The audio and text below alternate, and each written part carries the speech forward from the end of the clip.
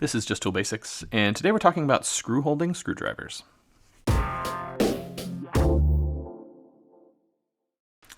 Hello everyone, welcome to Just Tool Basics. Today's topic is screw-holding screwdrivers, which you may know as weird screwdriver in your grandpa's tool collection, or your father's toolbox, or wherever you've encountered these things.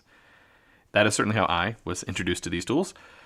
It was a curious screwdriver that I didn't really understand the usage for, and it was mostly just like the screwdriver that you used when you couldn't find the other screwdrivers because you didn't want to use the one with the weird thing on it. We'll get into how these things work. Now, you may be thinking to yourself, didn't you have another video about screw starter stuff? And I did. And I prefer the screw starters that I demonstrated, which are only for starting screws. They're not proper screwdrivers. These do have an advantage over those in that they're full screwdrivers. So you can use the same amount of torque that you would for normal fastener tightening or untightening, sometimes called loosening. But these have some other disadvantages that make me not go to them very often. Not that I've never used them, but they're rarely used in my world. Now, the basic way these things work is you have functionally a normal screwdriver with this mechanism that is attached around the shaft. It has a spring-loaded element in it, so when you push up on this, there's a spring in here you're forcing to compress and forcing these little grabbers out at an angle through slots in this little housing. And when you let go, it retracts. And what it's doing, you'll note, is it's retracted to just before the tip, which means that when you put a screw in there, it retracts, and then the spring pressure holds it in place, which allows you to now start the screw without having to depend on magnetic properties of the screwdriver, luck, whatever. Especially important when you're talking about brass or stainless steel screws, which obviously are not magnetic.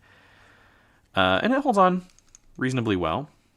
Now, the reason I generally don't go for this tool is, one, you can see that the grabber reaches around the head, which means that if you're dealing with a screw that has relatively short clearance, you'll immediately bind on the little grabber arms. So as you tighten it down, it'll be pinched in, and then it doesn't want to come out because how would it let go?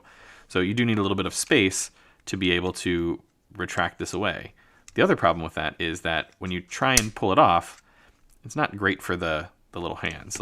So I use this one even more rarely than I use the Phillips head one. The Phillips head one, in having to do that a few times, you can see that it's bent, and I've had to rebend it into shape.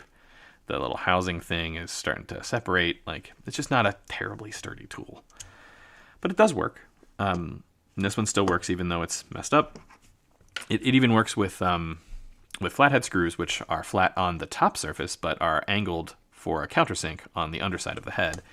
And it still grabs on quite nicely to that. Holds on great. If anything, with this design screw, when you want to pull it back, the little arms flip off more easily.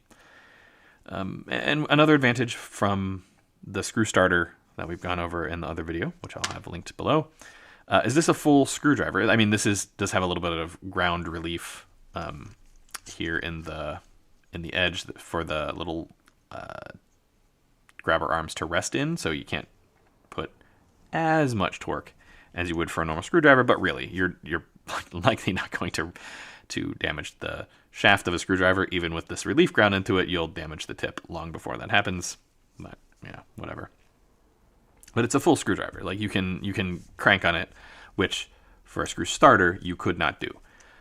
So that said, why isn't this superior? Well, because there's this whole big contraption in the way. You're really only getting it started with this jankier version of a screw starter, and then because of the whole issue with trapping the little arms as you tighten the screw down, you still have to retract the thing. At that point, it's just a screwdriver.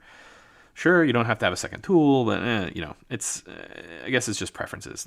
I find the screw starter technique where it binds in the cruciform of the Phillips head or in the slot of the slotted screw to be better.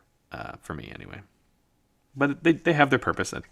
Obviously haven't thrown them away or something, and I have used them on occasion. So yeah, they do their job. There's just, in my opinion, while screw starters are kind of a unitasker, I think they do that job better. And I don't see a way to have a full strength screwdriver do the job that a screw starter tool does. Anyway, if you find content like this interesting or entertaining, please consider subscribing. Until next time, this is Just Tool Basics.